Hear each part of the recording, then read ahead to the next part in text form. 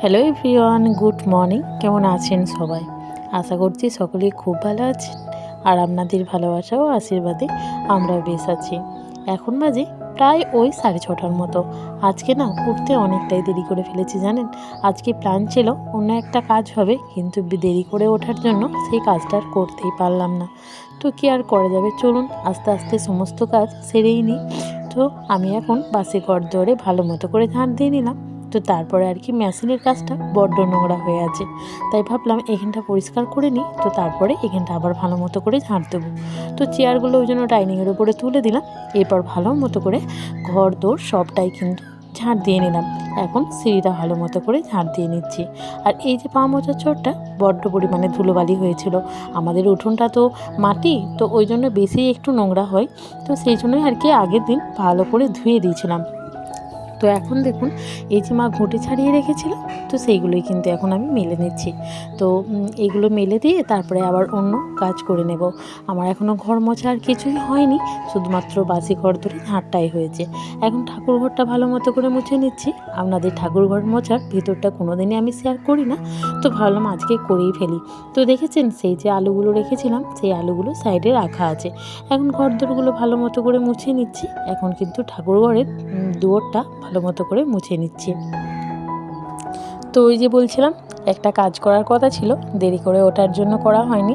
সেটা হলো আজকে সকালে মুড়ি ভাজতে নেওয়ার কথা ছিল, মানে চাল ভাজা আর কি। তো হয়ে ওঠেনি। এই যে ঘরটা মুছছিলাম, দেখলেন একটা হাঁড়ির মধ্যে চাল আছে। ওই চালটা কালকে রোদ খাইয়ে রাখা হয়েছে, যাতে আজকে চালটা শুকাতে বেশি কষ্ট না হয়। আমরা প্রত্যেকবারই কিন্তু তাই করি, রোদেতে চালটা ভালো মতো করে শুকিয়ে নিই, তারপরে আর কি মানে চালটা তো শুকানো হয়ই, যেদিন ভাজতে নেওয়া হয় তার আগের দিন আবার একটু রোদ খাইয়ে নেওয়া হয়। তো কী আর করা যাবে, মাকে বললাম নেবেন না, মা বললো না অনেকটা দেরি হয়ে গেছে, আজকে আর নিতে হবে না। আসলে আজকে মাসিমা আসবে, মানে মায়ের দিদি। তো আসলে পরে ওই মাসিমাকে নিয়ে আমাকে একটু ব্লকে যেতে হবে, ওনার একটু কাজ আছে। তো সেই জন্যই আর কি মা বললো থাক, ও যেহেতু আসবে আর মানে তাড়াতাড়ি হয়ে গেলে ভালো হতো, যেহেতু উঠতে দেরি হয়ে গেছে সেহেতু আজ আর করতে হবে না। আসলে কী হয়েছে, আজকে তো ছেলে টিউশন ছিল না, আর আমি অ্যালার্মও দিইনি, ওই জন্যই আর কি উঠতে দেরি হয়ে গেছে। তো এখন দেখুন ছেলেকে আর মাকে চা করে দিয়েছি।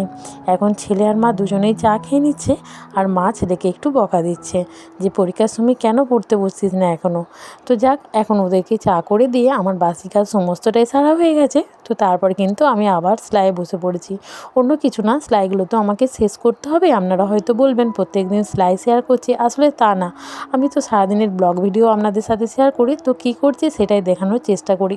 বেশি না হলেও অল্প করেও রাখার চেষ্টা করি।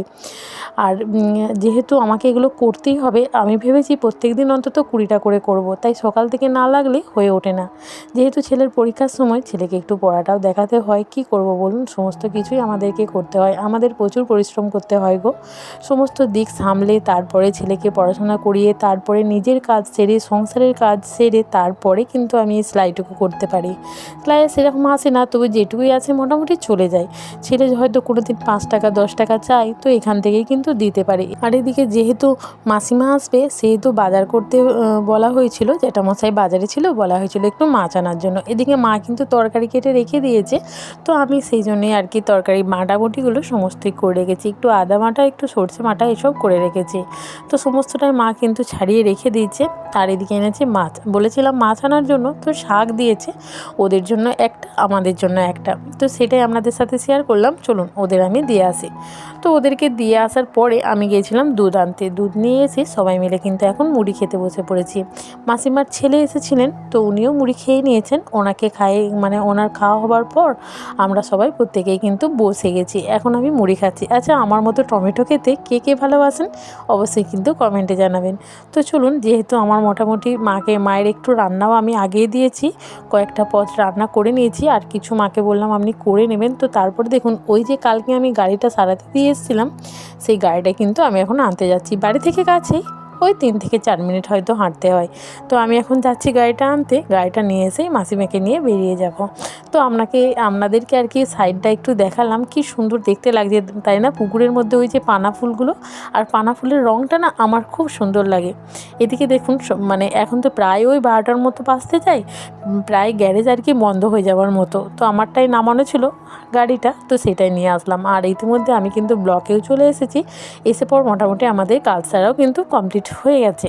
তো আমরা এরপরে বেরিয়ে পড়বো। আমাদের কাজ বেশিক্ষণ লাগেনি, অল্পক্ষণ লেগেছিল। তো তারপর ওখান থেকে বেরিয়ে যাব। আসার পথে ঢুকেছিলাম একটা মিষ্টির দোকানে মাসিমাকে কিছু মিষ্টি খাওয়ানোর জন্য। তবে এত মিষ্টির নাম কিন্তু আমি জানি না, কোনো মিষ্টির নামই হয়তো আমি বলতে পারবো না, কেননা মিষ্টির প্রতি আমার অতটা ন্যাক নেই। সত্যি বলতে আমি একটু নুন ঝাল খেতেই বেশি পছন্দ করি। তো যাক, মাসিমিকে একটা দই খাওয়ালাম। তো আমি দই খেতে চাইছিলাম না, আমি অন্য কিছু চাইছিলাম, যাক হয়নি। তো আমিও একটা দই নিয়ে নিলাম, আর ছেলের জন্য 2টো দই বাড়িতে নিয়ে আসলাম। যে ভাবলাম যেহেতু দাদাভাই বাড়িতে আছে ওনাকেও দেওয়া হবে। তো জানেন, বাড়িতে এসে দেখি দাদাভাই ভাত খেয়ে কিন্তু চলে গেছে। আর এদিকে দেখুন আমার ছেলে একটা দই নিয়ে বসে পড়েছে। তাহলে ঠিক আছে, আর একটা আছে, ওটা মা খেয়ে নেবে। যেহেতু আমরা দুজনে খেয়েছি, ছেলে একটা খাচ্ছে আর মা একটা খেয়ে নেবে। তবে মা আবার সবাইকে না দিয়ে খেতে পারে না। তো ভাত খাওয়ার সময় আবার জানেন প্রত্যেককে একটু করে দিয়েছে। ইতিমধ্যে আমরা কিন্তু ভাত খেতে বসেও পড়েছি। তো দেখুন আজকে কত পদ রান্না হয়েছে, মানে নিজেরই অবাক লাগছে যে কত পদ আজকে রান্না হয়েছে।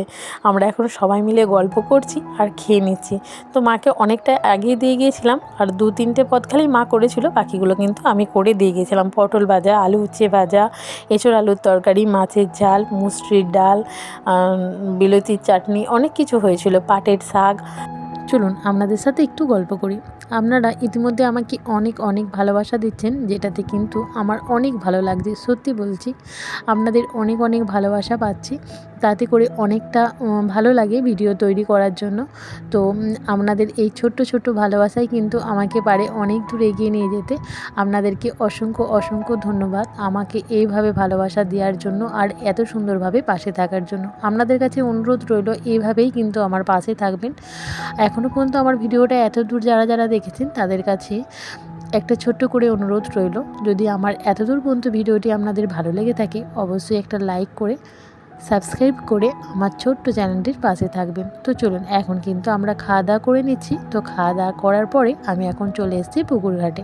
তো পুকুর ঘাটে বাসনগুলো ধুয়ে নিচ্ছি। এত পরিমাণে বাসন হয়েছে কি বলবো বন্ধুরা, এত ছোট ছোট বাটি আছে, ভয় লাগছে যে পুকুরের মধ্যে হারিয়ে না ফেলি। তো সেই জন্য সাথে করে একটা বালতি নিয়ে এসেছি। ওই বালতির মধ্যে ছোট ছোট বাসনগুলো আগে কুড়িয়ে নেব, তো তারপরে আর কি থালাগুলো ধুয়ে নেব। তো আমি এখন সেই মতোই করে নিচ্ছি, আর সাবান দিয়ে সবগুলো আর কি ভালো মতো ধুয়ে নিচ্ছি। যেহেতু মাছ রান্না হয়েছে, একটা কেমন আষ্টে গন্ধ ছাড়ে তাই না? তো সেই জন্য সমস্তগুলো ভালো মতো করে ধুয়ে নিচ্ছি। হ্যাঁ, আপনাদেরকে আর একটা ছোট্ট করে কথা বলি। তো আমার ভিডিওগুলো যদি আপনাদের ভালো লাগে থাকে অবশ্যই আমাকে জানাবেন, কেননা আমি তো প্রত্যেক দিন ভিডিও দিই না, মানে সপ্তাহে 2টো কি 3টে ভিডিও দিয়ে থাকি, আর বেশিরভাগ ক্ষেত্রে একদিন বাদ ভিডিও দিই। যদি আমার ভিডিওগুলো আপনাদের ভালো লেগে থাকে অবশ্যই কমেন্টে জানাবেন, চেষ্টা করব প্রত্যেকটা দিন ভিডিও দেওয়ার জন্য। তো চলুন, অনেকক্ষণ আপনাদের সাথে বকবক করলাম। আজকের ভিডিওটি কেমন লাগলো অবশ্যই কমেন্টে জানাবেন। দেখা হচ্ছে পরের দিন একটি নতুন ভিডিওর সাথে। আজকের মতো টাটা।